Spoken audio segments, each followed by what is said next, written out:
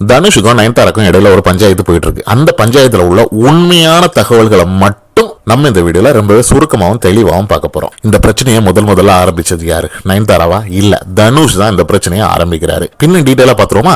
நயன்தாராவுக்கு கல்யாணம் நடக்குது. கல்யாணம் நடந்து பல வருஷம் ஆச்சு, இப்ப குழந்தையா பிறந்தாச்சு. கல்யாணத்துக்கு முன்னாடியே நெட்ஃபிளிக்ஸ் வந்து நயன்தாரா கிட்ட டீல் பேசுறாங்க. உங்க கல்யாணத்தோடு சேர்த்து உங்க வாழ்க்கை வரலாறு ஒரு படமா ரிலீஸ் பண்ணலாம், டாக்குமெண்ட்ரி படமா ரிலீஸ் பண்ணலாம், உங்களுக்கு இத்தனை கோடி அப்படின்னு சொல்லி டீல் பேசுறாங்க. இந்த டீலுக்கு நயன்தாராவும் விக்னேஷ்வனும் ஒத்துக்கிறாங்க. இந்த படத்துல மிக முக்கியமான போர்ஷன்ஸ் ரெண்டு. ஒன்னு நயன்தாரா விக்னேஷ்வனோட காதல் போர்ஷன், ரெண்டாவது அவங்களோட கல்யாண போர்ஷன். அவங்களோட கல்யாண போர்ஷனை பக்காவா அவங்க சேஃபா எடுத்து வச்சிருக்காங்க, எந்த மீடியாவுக்கும் லீக்கே பண்ணாம. So first problem solve. ரெண்டாவது ப்ராப்ளம் காதல் போர்ஷன். இவங்களோட காதல் உச்சகட்டமா எப்போ இருந்துச்சு அப்படின்னா, நானும் ரவுடி தான் படம் ஷூட்டிங் டைம்ல தான் உச்சகட்டமா இருந்துச்சு. இந்த நானும் ரவுடி தான் படத்தோட ப்ரொடியூசர் யாரு? தனுஷ். இங்க தான் வில்லத்தனம் ஆரம்பிக்குது. தனுஷ் என்ன சொல்றாருன்னா, நானும் ரவுடி தான் படத்தோட ஷூட்டிங் ஸ்பாட்ல உள்ள எந்த ஒரு போட்டோஸும் எந்த ஒரு வீடியோஸையும் யூஸ் பண்ணக்கூடாது அப்படின்னு அவர் வெளிப்படையா சொல்லல. ஆனா யூஸ் பண்றதுக்கு பெர்மிஷன் கேட்கும்போது பெர்மிஷன் கொடுக்க மாட்டேங்கிறாரு. சிம்பிளா சொல்லணும்னா, ஏதாவது ஒரு காப்பியோட டிஜிட்டல் ரைட்ஸ் யாருக்கிட்டயாவது இருந்துச்சு அப்படின்னா அவங்க கிட்ட போய் ஒரு என்ஓசி வாங்கணும், நான் அப்ஜெக்ஷன் சர்டிபிகேட். இந்த பகுதியை நீங்க உங்க திரைப்படத்துல பயன்படுத்துவதற்காக எனக்கு எந்த ஒரு மறுப்பும் இல்லை அப்படின்னு ஒரு லெட்டர் ஒன்று வாங்கணும்.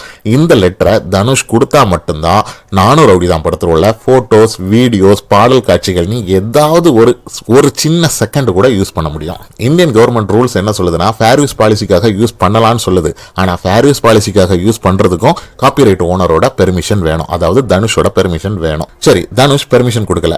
ஏன் கொடுக்கல? நயன்தாரா ஒரு லிமிட்டுக்கு கீழே இறங்கி வர்றாங்க. நீங்க எவ்வளவு காசு வேணும்னு சொல்லுங்க, we are ready to pay the amount. அந்த அமௌண்ட்டை கட்டி நாங்க அந்த காப்பிரைட்ஸை வாங்கி எங்க படத்துல இன்க்ளூட் பண்ணிக்கிறோம். ஏன்னா மிக முக்கியமான லவ் போர்ஷன்ஸ் எல்லாம் அந்த ஷூட்டிங் டைம்ல தான் நடக்குது. பின்னும் சிம்பிளா சொல்லணும்னா, நானும் ரவுடி தான்ல உருகி பாட்டு எழுதியிருப்பாரு விக்னேஷ்வன். சோக பாடல்கள், காதல் சோக பாடல்கள்லாம் உருகி எழுதியிருப்பாரு. அந்த பாடல்கள் எல்லாம் நயன்தாராவை மனசுல வச்சுட்டு விக்னேஷ்வன் எழுதினது அப்படின்னு அவர் பல பேட்டிகள்ல சொல்லியிருக்காரு. அந்த பாடல் வரிகள் எதையுமே இப்ப பயன்படுத்த முடியாத ஒரு சிச்சுவேஷன்ல தள்ள இருக்காங்க. தனுஷ் அவர்கள் எவ்வளவு காசு வேணும்னு வாயை திறந்து சொல்லல, நான் அப்ஜெக்ஷன் சர்டிபிகேட் தருவேன்னு சொல்லல. இத்தனை வருஷமா இழுத்தடிச்சிருக்காப்ல. நயன்தாராவுக்கு கல்யாணம் ஆகி குழந்தையே பிறந்ததுக்கு அப்புறமா கூட இன்னைக்கு வரைக்கும் அந்த டாக்குமெண்ட்ரி நெட்ஃபிளிக்ஸ்ல ரிலீஸ் ஆகாததுக்கு இதுதான் காரணம். இப்போ இந்த பிரச்சனையோட பிரீஃபான ஒரு சம்மரி உங்களுக்கு புரிஞ்சிருச்சு அப்படின்னு நினைக்கிறேன். இதுல எக்ஸ்ட்ராவா கூடுதல் நடந்த விஷயங்கள் என்னென்ன பொறுத்து பார்த்த நயன்தாரா பொங்கி எழுந்து வேற வழியே இல்லை, அந்த படத்துல உள்ள எந்த சீனையும் நம்ம பயன்படுத்தாண்டாம். ஆனா அந்த ஷூட்டிங் ஸ்பாட்ல விக்னேஷ்வனோட போன்ல, நயன்தாராவோட போன்ல ஒரு சில போட்டோஸ் எடுத்திருப்பாங்க இல்லையா, அதை மட்டும் நம்ம பயன்படுத்துவோம் அப்படின்னு சொல்லி அந்த போட்டோஸை பயன்படுத்தி அந்த டாக்குமெண்ட்ரியை முடிச்சிருக்காங்க. இந்த ரெண்டு சீன்ஸ் எதுல வந்துச்சு?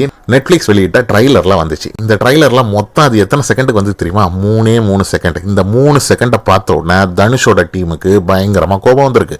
கோபம் வந்து அவங்க ஒரு நோட்டீஸ் அனுப்பியிருக்காங்க. 10 கோடி ரூபாய் நஷ்டஈடு கேட்டு அனுப்பியிருக்காங்க. எங்க காப்பிரைட்ஸ் உள்ள கண்டென்ட்டை நீங்க எப்படி பயன்படுத்தலாம் அப்படின்னு சொல்லி ஒரு வக்கீல் நோட்டீஸ் அனுப்பியிருக்காங்க. இந்த வக்கீல் நோட்டீஸை நயன்தாரா எப்போ பார்த்தாங்களோ அவங்களுக்கு காண்டு உச்சத்துக்கு போயிடுச்சு. ஸோ நயன்தாரா வெகுண்டெழுந்து மிகப்பெரிய ஒரு அறிக்கை கொடுத்துருக்காங்க. அந்த அறிக்கையில தனுஷை தாறுமாறா தாக்குறாங்க. சிரிச்சுக்கிட்டே ஊசியை வச்சு குத்துறதுன்னு சொல்லுவாங்கல்ல, அதை பக்காவா பண்ணியிருக்காங்க நயன்தாரா. என்னென்ன தாக்குதல் பண்ணாங்க தெரியுமா? ஃபர்ஸ்ட் லைன்லேயே தெளிவா போட்டிருக்காங்க, கஸ்தூரி ராஜா அப்படிங்கிற உங்க அப்பாவின் மூலமாகவும் செல்வராகவன் அப்படிங்கிற உங்க அண்ணனின் மூலமாகவும் சினிமாவுக்கு வந்தவர் தான் நீங்க, நான் சுயமா வந்தவள் அப்படின்னு குத்தி காட்டுறாங்க. அடுத்தது பின்னொரு வரியில என்ன சொல்றாங்கன்னா, தன் கூடவே இருப்பவர்கள் வளர்வதை உங்களால் பொறுத்து கொள்ள முடியவில்லை, உங்களால் ஜீரணிக்க முடியவில்லை, உங்களால் சகிக்கவில்லை அப்படின்னு காட்டமான ஒரு விமர்சனத்தை வைக்கிறாங்க. உங்க ரசிகர்கள் மத்தியில பெரிய யோக்கியவான் போல மேடைகள்ல பஞ்சு டைலாக்லாம் அடிச்சு சீன் போட்டுறீங்க, ஆனா நிஜத்துல அதுல பாதி அளவுக்கு கூட யோக்கியவானா நீங்க வாழ்றது கிடையாது அப்படின்னு சொல்றாங்க. நயன்தாரா பல படங்கள் நடிச்சிருக்காங்க. எல்லா படத்தோட ப்ரொடியூசர்கிட்டையும் அப்ரோச் பண்ணி காப்பிரைட் கேட்ட போது உடனே அவர்களுக்கு காப்பிரைட் வழங்கப்பட்டது. கொஞ்சம் பேர் காசு வாங்கிட்டு கொடுத்திருக்காங்க, கொஞ்சம் பேர் நயன்தாரா கிட்ட இருக்கிற ஃப்ரெண்ட்ஷிப்ல ஃப்ரீயாவும் கொடுத்திருக்காங்க. ஆனா நீங்க மட்டும் அதை தர மறுக்கிறீங்க. மற்றவங்க எல்லாம் எவ்வளவு மேன்மையான மக்களா இருக்காங்க, நீங்க எப்படிப்பட்டவரா இருக்கீங்கன்னு இதுல இருந்தே புரிஞ்சுக்கோங்க தனுஷ் அப்படின்னு குறிப்பிடுறாங்க.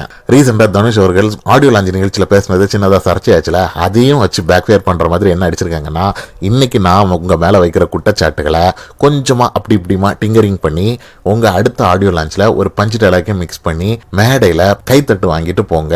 உங்ககிட்ட தான் காப்பிரைட் இருக்கு அப்படிங்கிறதுனால மேடைகளிலும் நீதிமன்றத்திலையும் நீங்க வெற்றி பெறதுக்கு சான்ஸ் இருக்கு. அது வெற்றி பெற்றா பெற்றுட்டு போங்க. ஆனா கடவுளின் நீதிமன்றத்தில் உங்களால் இன்றல்ல என்றும் ஜெயிக்க முடியாது அப்படிங்கிற மாதிரி கடுமையான ஒரு விமர்சனத்தை வச்சிருக்காங்க பண்ணிட்டாங்க நயன்தாரா. இப்போ உங்களுக்கு இந்த இஷ்யூவோட கம்ப்ளீட் ஹிஸ்டரி தெரிஞ்சிருக்கும் அப்படின்னு நினைக்கிறேன். உங்களுக்கு என்ன தோணுது? நயன்தாரா பக்கம் நியாயம் இருக்குன்னு நினைக்கிறீங்களா, இல்ல தனுஷ் பக்கம் தான் நியாயம் இருக்குன்னு நினைக்கிறீங்களா அப்படிங்கிறத கண்டிப்பா மறக்காம கமெண்ட்ல தெரியப்படுத்திட்டு போங்க. தேங்க்யூ.